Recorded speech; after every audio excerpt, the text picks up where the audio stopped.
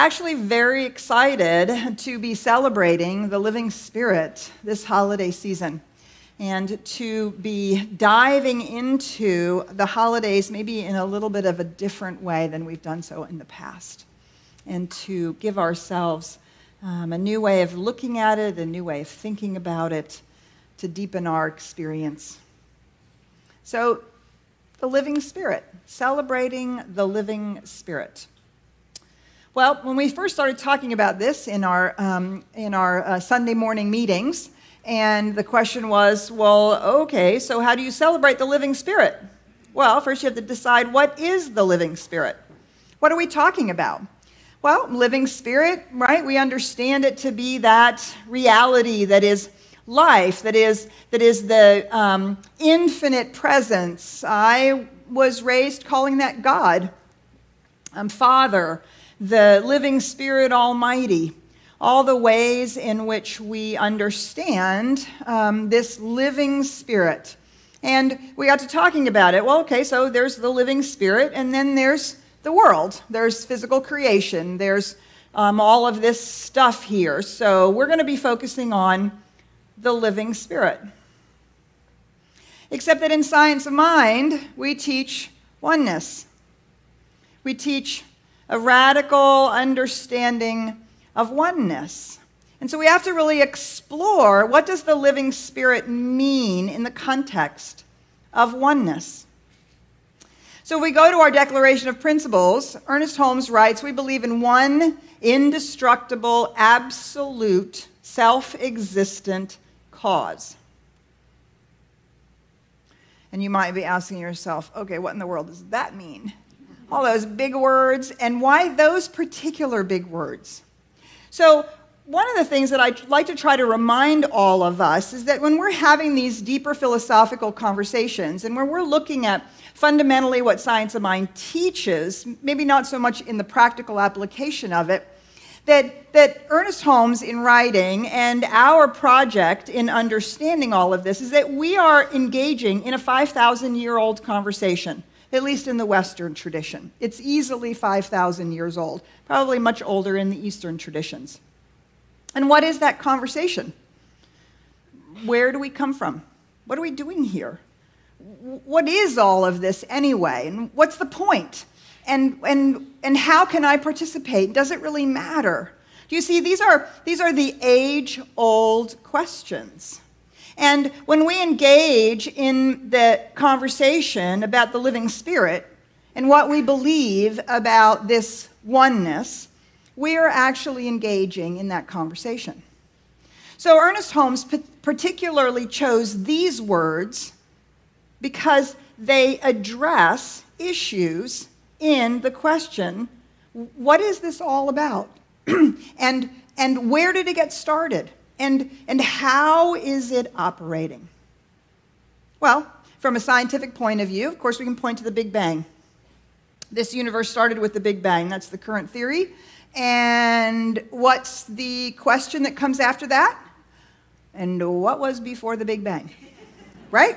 Where did the Big Bang come from? And why did it get started? And what happened? And that's the question. So when I was growing up, I was in catechism, and I was taught about the omnipotence, omniscient, and omnipresence of the divine, of God. The omnipotence of God, all-powerful, omnipresence, omniscience of God, all-knowing, and omnipresence of God, everywhere present. Okay, great. And then came the description in Genesis of the creation story. And there's this wonderful passage where God creates the human being by taking dust, breathing the breath of life into it. Voila, we have man, the human being. And I raised my hand in catechism, and I said, I don't really get it. Where did the dust come from? This was not the first time that the nuns were not sure how to deal with me. Where did the dust come from? Where did it get started? Right? And you see, if God created, then, okay, God created, and so that was the beginning. But then we have to ask the question, well, who created God? Well, and then who created that? And who created that, right? It's the same question from a philosophical and religious point of view that is the question on the scientific side. Well, what happened before the Big Bang? So these words are chosen deliberately. One, indestructible, absolute, and self-existent cause to engage in the conversation from a philosophical standpoint that is called infinite regress. If you postulate God as a beginning, then you have to postulate something that was before that, and then before that, and then before that, and then before that, right? Do you see? Infinite regress. In the philosophical and religious traditions, that is a huge conundrum when you have a beginning. In Living the Science of Mind, it's written, self-existent is defined as living by virtue of its own being. An absolute and self-existent cause, then, means that principle, that power, and that presence, which makes everything out of itself, which contains and sustains everything within itself. God is absolute and self-existent cause. So, in essence, there is nothing before God because there was no beginning. There was no beginning and there is no end. There is simply the presence and the power and the principle, life itself, expressing itself, being itself. Do you see? One indestructible, absolute, and self-existent cause. Ernest Holmes goes on to say in the Beverly Hill Lectures, the whole basis of spiritual science, of the philosophy of metaphysics and its practices, lies in the concept that the universe is self-existent, self-energizing, self-propelling, self-knowing, and self-acting, and that everything that is takes place within one infinite self, which is undivided and indivisible, but which, out of its own unity, creates this vast multiplication of itself, this great variation of life. Yeah, because you see, that's the question. So, if there's one infinite power and presence, omniscient, omnipotent, and omnipresent, we still have the issue of the dust. Where did the dust come from? Right? So the pre-Socratics, they had this conversation. They had an issue with this as well. And so we had those people who fell on the side that it was all part of the whole, some kind of oneness that they couldn't really quite describe. And then we have those pre-Socratics philosophers who fell on the side of, well, it's made out of something. So you may not realize, but our term atom, A-T-O-M, our term atom, comes from the pre-Socratics. There was a pre-Socratic who I did not look up during the break, and so I'm not going to say the name because I could get it wrong, but I did read about it, and I know that the pre-Socratic, particular pre-Socratic philosopher was like, well, okay, all this stuff is made out of something. There's a building block out of which all of this stuff is made. And the little itty-bitty thing, a little so bitty we can't see it. This is 500 to 1000 BCE that this word was first used, atom. The atom, and it means the building block of matter, of all of this, essentially trying to explain the dust. What is all of this made out of? So these conversations have gone on, and ultimately we have the Platonic and Aristotelian argument. And so this is very much the basis of the conversation. Spirit and matter, living spirit, okay, it's alive, right? So it's God, it's the angels, it's human beings, it's things that we think of as alive, this spirit. And then there's this thing called matter. Yeah, well, essentially the dust. And the matter we have through our whole process of philosophy and the scientific revolution, we've had a lot of descriptions. How do you know what this is? Well, if you think about the physical universe, if you think about these building blocks and that which makes everything, it occupies space and it occupies time. Right? Because you can point to it. You can point to it and say, there it is. Whether it's a black hole, a quasar, a universal galaxy thing that's a bazillion, trillion, million light years apart, or a quark, a subatomic particle. You can point to it and you can say, there it is. So when you can point to something, that means that it occupies space. It has a defined reality that you can see, measure in some form or fashion. And because it's there, it's still there. It's still there. That means it occupies time, doesn't it? Right? So we get the space-time continuum, the axis of the space-time continuum, the three-dimensional reality. And anything that is in space or in time, well, you can't really have one without the other, has form. It has shape and definition. You can say it's this, and all of that is not, and all of that is not. It has form. It has some sort of an edge to it, an outside to it. And because it has form, and it's in space and time, all of these little bits, whether they're little bits of subatomic particles, or whether they're galaxies, or whether they're people, or trees, or planets, or stars, or fish in the sea, they're all in relationship to each other. Everything's in relationship to itself, to everything else. Right? So we have this constant set of relationships going on. In Hinduism, they call this the pairs of opposites. Up and down, hot and cold, in and out, large and small. Do you see, when we think of spirit, when we think of spiritual things, we might ask ourselves the question, where is up in God? It's kind of an interesting question, isn't it? In the absolute reality that has no space, no time, and no form, one would not have up and down. There is no relationship with anything else. So these are fundamental definitions.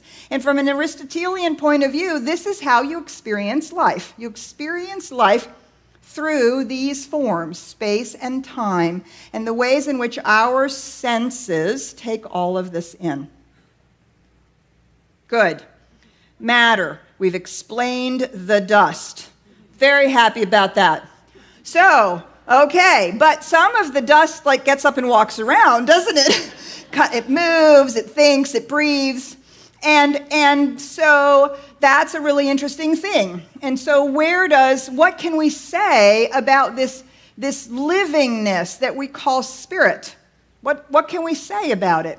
Well, we can say that it doesn't occupy space and it doesn't occupy time because it is the same forever. It's our life. You think of yourself, of who you are when you became first aware of yourself till now, right? There's no space and time in that sense of ourselves, the I that I am.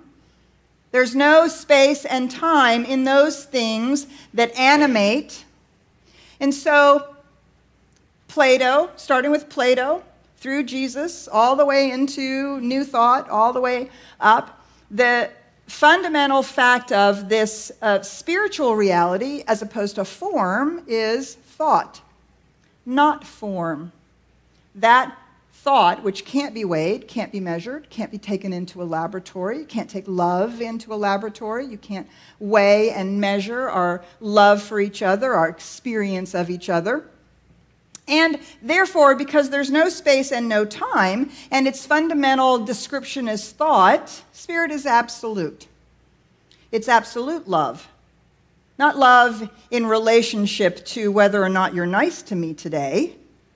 Not love or joy in relationship to whether or not I got what I wanted. Not, do you see? Absolute, the absolute reality of this spiritual impulse. So the distinctive quality of spirit is thought, and the distinctive quality of matter is form. Now we're stuck with this notion of absolute. What does this absoluteness mean in terms of spirit and matter?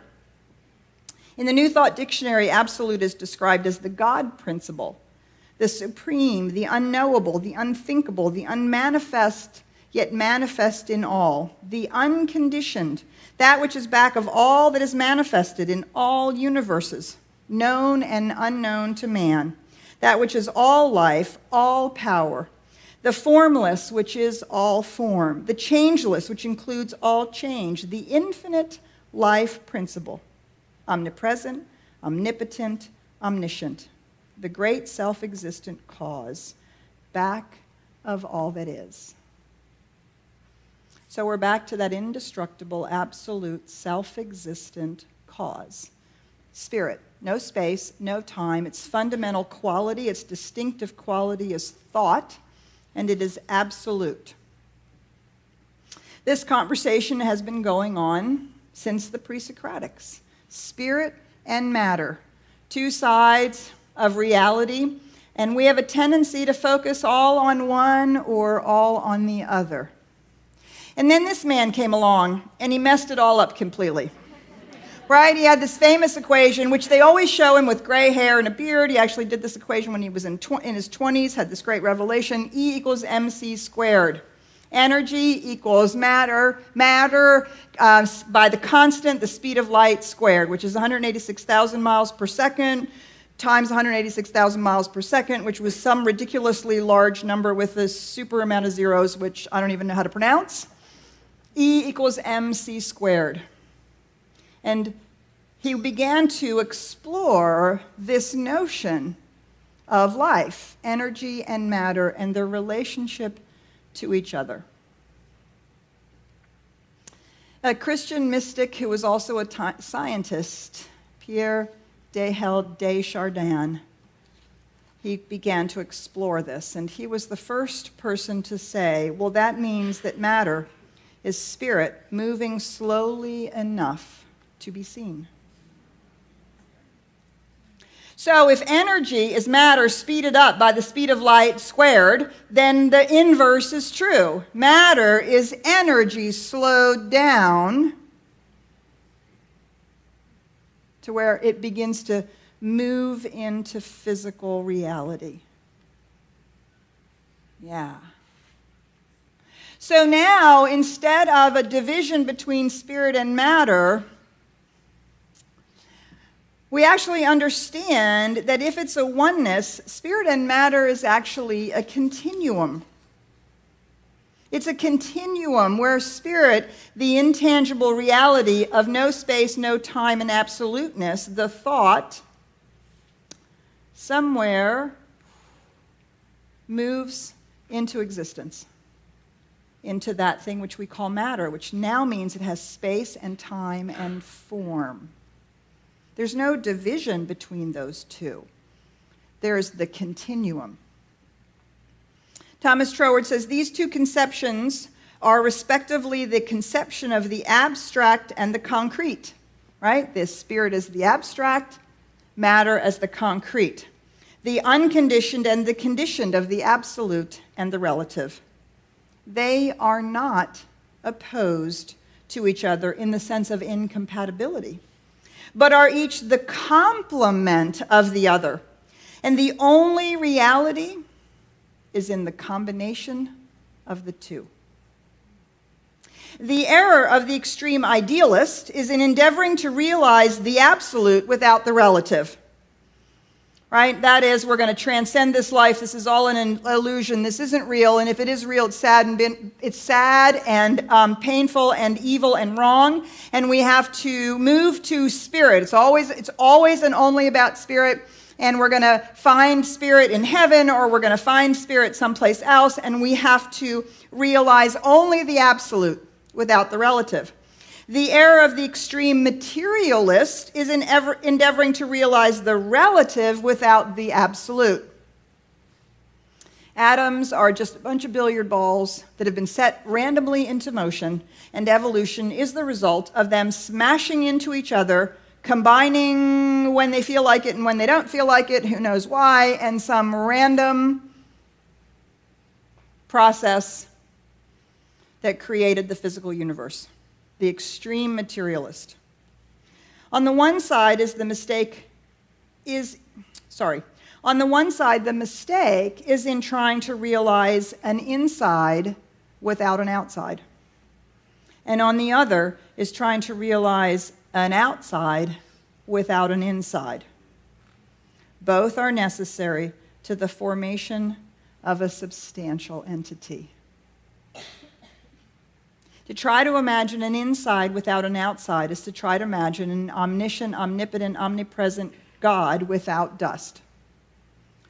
And to try to imagine an outside with an inside, without an inside, is to try to imagine only the dust and nothing else. And the dust would simply lie there, wouldn't it? But to see these two as two sides of a compatible continuum, of a relationship that's happening as spirit is taking form. Yeah. So there's that moment in the continuum where spirit shifts into form. How does that work? Well, our scientists are beginning to think about things like photons of light, subatomic particles that are photons of light. They act as both a particle and a wave, depending on what's going on and how they're engaged. They are packets of information, the building block, the energy that is moving through all of creation. Photons of light. Now, when I was in school and I learned about atoms, I learned about Tinker Toy atoms, right? It was, here's the nucleus, here's the protons, here are the electrons, and you could build it like a Tinker Toy. And these three electrons go with this nucleus and all of that, and you had a picture. Maybe not so much. Now they're actually saying that this is the image of the atom. It's actually a whirling ball of possibilities. The electron has the potential to come into being along its path. The problem is you can't both measure its speed and its location at the same time. Wait a minute. Didn't we say space and time were together, that you couldn't have space without time and you couldn't have time without space? But in these electrons, you can't actually do that. Just as with the photon, sometimes it looks like a wave and sometimes it looks like a particle. There is this.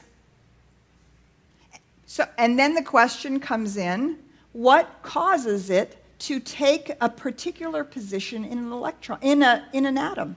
What winks it into existence?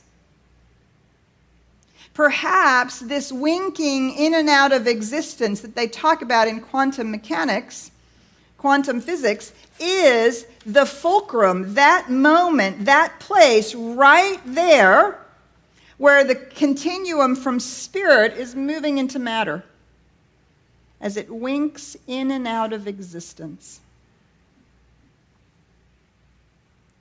Possibility. The Science of Mind magazine had an article that was written, "Energy is eternal. The stuff out of which all forms are made is indestructible. In this vast change we live in, the flux and flow and ebb and tide of evolution, there is a constancy, a consistence. There is in the midst of all movement something which does not move, and yet which moves all things." Something which does not move. Something which perhaps is absolute in the midst of that which is changing, whirling, winking in and out of existence, this energetic pattern. There is something at the core of that is constant and consistent. which does not move, and yet moves all things.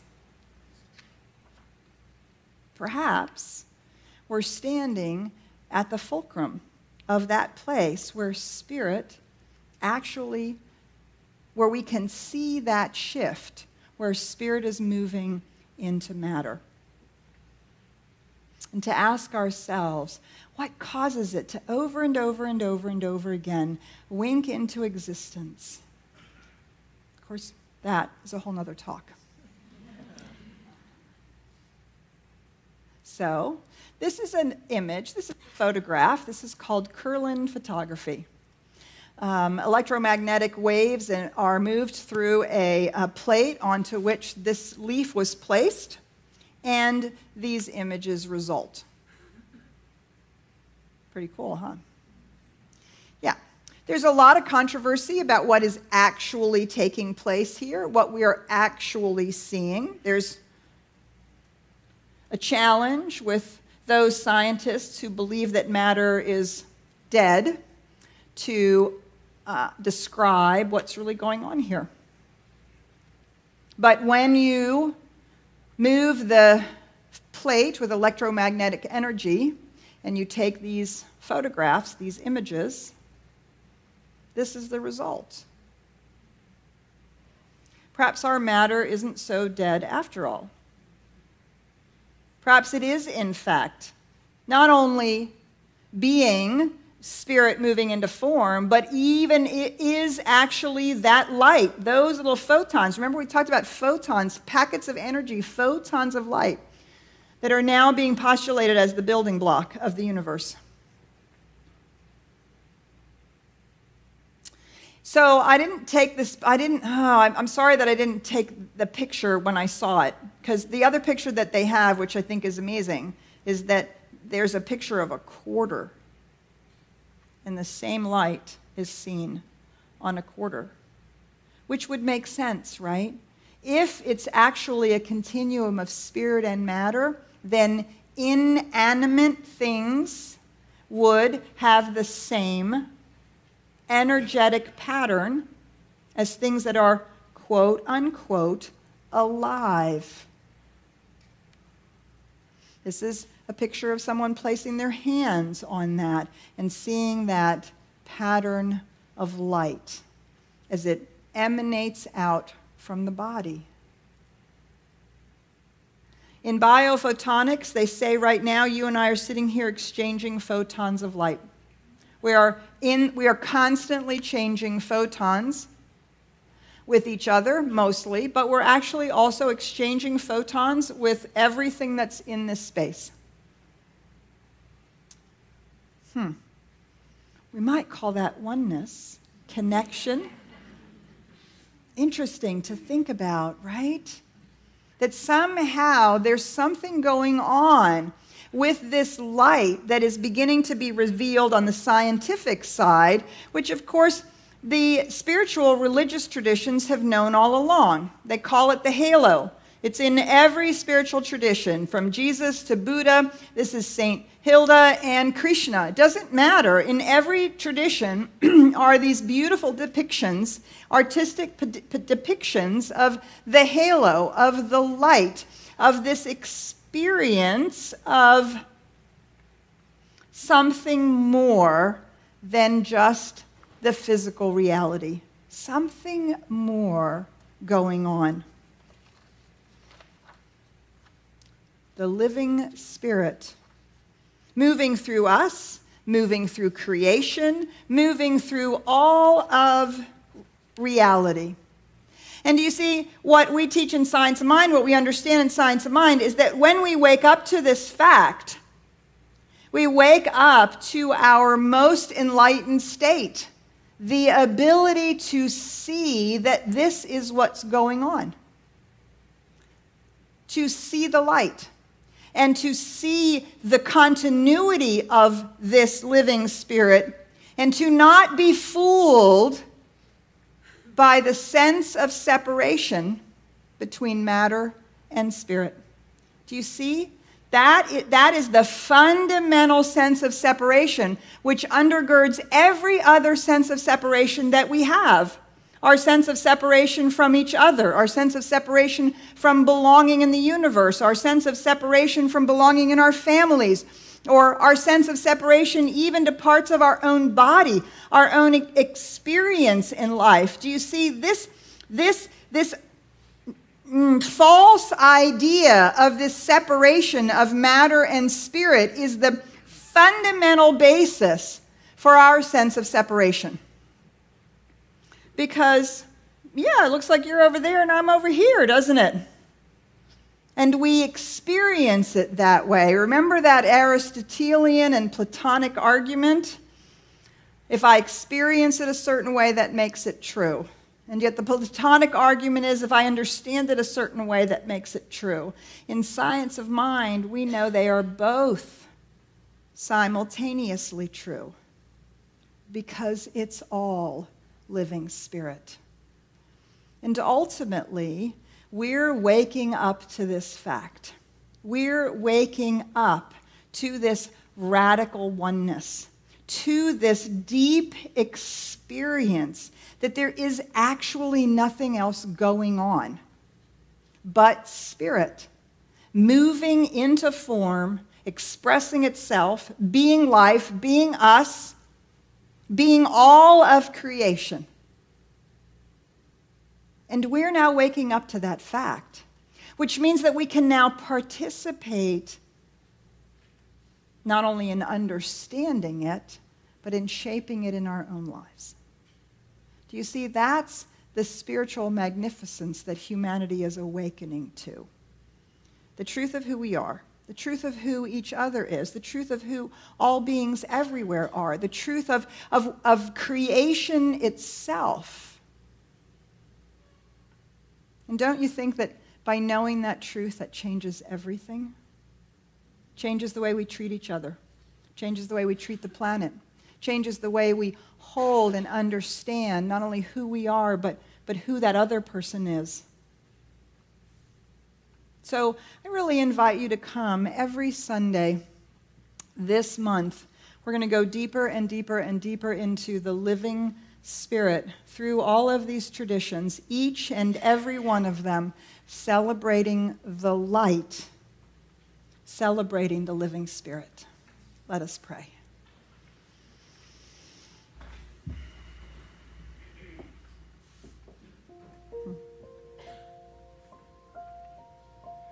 One absolute, indestructible, and self-existent cause. One infinite reality, that power, that presence, that principle, which pours itself in, through, and is creation. Where does the dust come from? From God. It is spirit making life out of itself, being the physical universe, wearing the physical universe the way that we wear bodies. One life, one love, one joy, one wholeness, one peace, one reality. And that truth is my truth and your truth. It's the truth of every person on the planet. It's the truth of all beings everywhere. It's the truth of creation.